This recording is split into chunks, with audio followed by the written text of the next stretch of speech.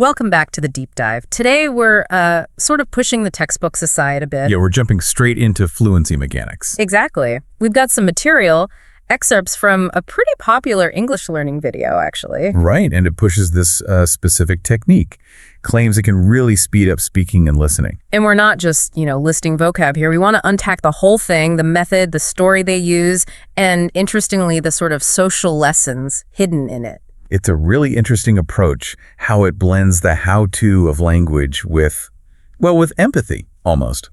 This source isn't just about understanding, it's about doing, about imitation. So our mission today, understand this technique, they call it shadowing, right? That's the one, shadowing. Okay, understand shadowing, and then really dissect this travel story they use about a woman named Sarah.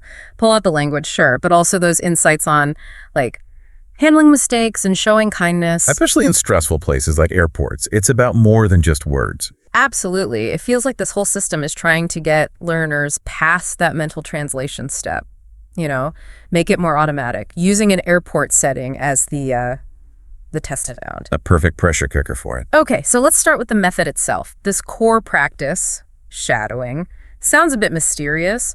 What exactly is it for a language learner? Well, it's pretty demanding. Yeah. Actually, the material defines it as listening to someone speaking English like a native speaker, and then trying to repeat exactly what they say almost instantly. Instantly. Wow. Yeah, and not just the words. Critically, it's about mimicking the tone, the speed, the rhythm. The video uses a great phrase, being a shadow following every move. Like an echo almost. Precisely. Less like reading from a dictionary, more like catching the music of the speech. That focus on intonation and rhythm that feels different from standard grammar lessons, doesn't it? Why focus so much on just the sound? Well, that's where the learning science kind of kicks in. See, when you're constantly translating in your head, you're using your native language's structure, right? Oh. It's slow. Right, the inner voice. Exactly. Shadowing, because it's so immediate, it forces you to process chunks of sound faster than you can translate. You have to focus on the pitch, the stress, the timing, what linguists call suprasegmentals. The music, like you said. Yeah, the music. And by forcing yourself to copy that, you start to internalize English's natural flow. It's like retraining your mouth muscles and your ear at the same time. It sounds intense. You're listening, processing foreign sounds, trying to speak them correctly, and understand the meaning all at once, almost bypassing that slow translation stage. That's the goal, automaticity. The material lays out a pretty clear process for practicing it. Okay, how do they suggest you do it? First, you listen to the story they provide, and you read the words on the screen. Just follow along, get the meaning. That's step one, comprehension. Makes sense. Then comes the hard part. You listen again, maybe multiple times, but this time you repeat it aloud, focusing really hard on copying that tone and rhythm. So you shift the focus from constructing sentences grammatically to just mimicking sounds. Pretty much. Building phonetic muscle memory. And they do remind you, importantly, that practice makes progress. Not perfection, progress. That's a good reminder. Okay, so if the technique is that intense, the material you practice with needs to be good, engaging. Definitely. So let's look at that material. The story, it's about Sarah, right? Flying to New York City for the first time, excited about Times Square, Statue of Liberty, the whole deal. Yeah, and the source sets it up nicely using key travel details. Right. Sarah checks in. She's happy she got a window seat, specifically 17A. We follow her through the security check. Always fun. Yeah. And then waiting at gate 23. So the learner picks up these essential travel words in context, which helps them stick. And then the story gets interesting during boarding, right? Conflict arises. Right away, Sarah walks down the aisle feeling confident, finds 17A, and boom, there's a man, blue jacket, already sitting there. Awkward. Totally. Yeah. And she's nervous.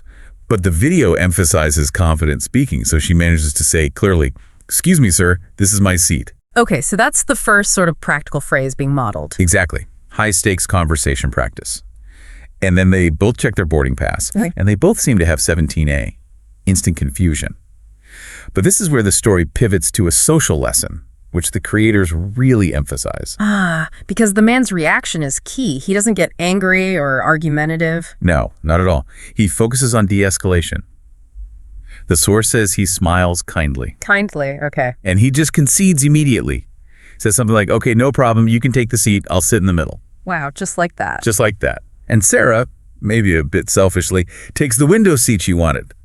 Though the narration says she felt a little bad pushing him to the, less popular middle seat. Okay, but let's pause there. Thinking realistically, isn't that a bit risky for the man? Giving up a seat he thinks is his. What if the plane was totally full? No middle seat available. That's a really sharp point. And the material doesn't ignore that risk, I think. It kind of uses that immediate generosity, that high-stakes kindness, to make the final lesson even stronger. How so? It's showing that, yeah, travel involves rules and certainty. Your ticket number should be absolute. But sometimes, social situations call for flexibility. The man chose to prioritize Sarah's immediate comfort. She looked nervous over being technically right in that moment. Oh, okay, I see. That initial choice sort of sets up what happens next. Exactly. It tees up the real humbling moment, which comes when the flight attendant gets involved to sort out the double booking. Right. The moment of truth, the big reveal. The attendant looks at Sarah's ticket, then clarifies for everyone. Sarah's ticket wasn't 17A at all, just 17C. 17C, the aisle seat. The aisle seat. So the man in the blue jacket was right the entire time, factually, legally correct. Oh, wow. How does Sarah react? The video says her face turns bright red. Total embarrassment. You know, that feeling of making a public mistake, especially when you're so confident, can make a learner just shut down. Definitely. But the man Stays kind, doesn't rub it in. He just laughs a little and says the perfect things. Don't worry about it. Mistakes happen. Wow. Going from demanding the seat to being totally wrong, and then the person you wronged comforts you, that's quite a scenario to learn from. It really is.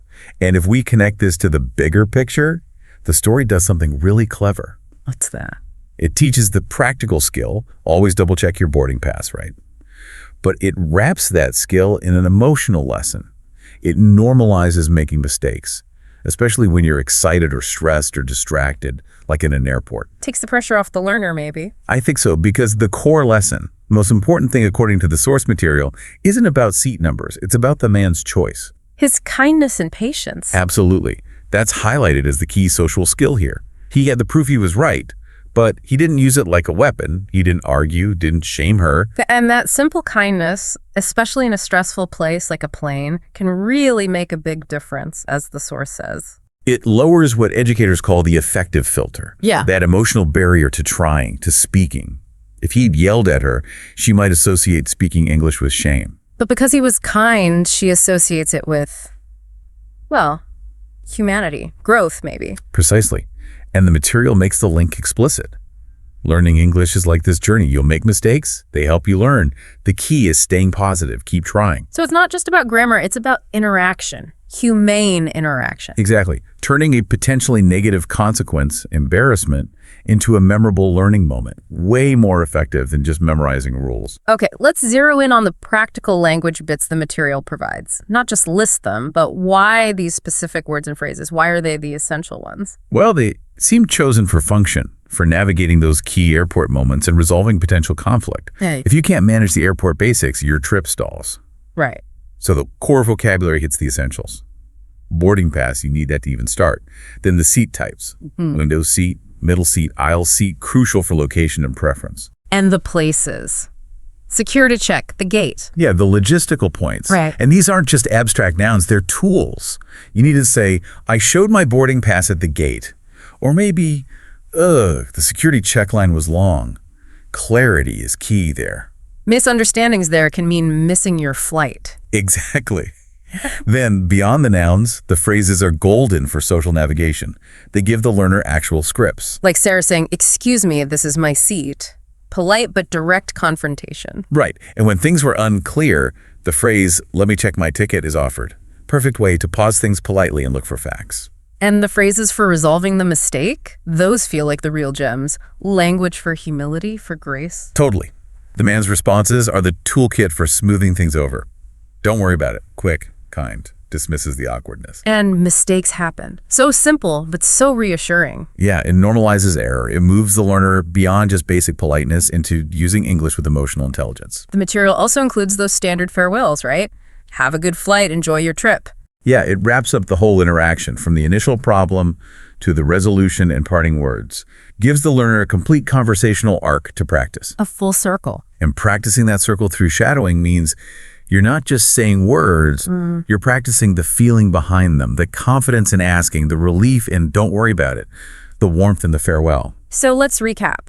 We've looked at shattering, this intense mimicry technique aiming for automatic fluency. Right, forcing that vocal copying. And we've seen it applied to this simple travel story. But the story isn't just about travel.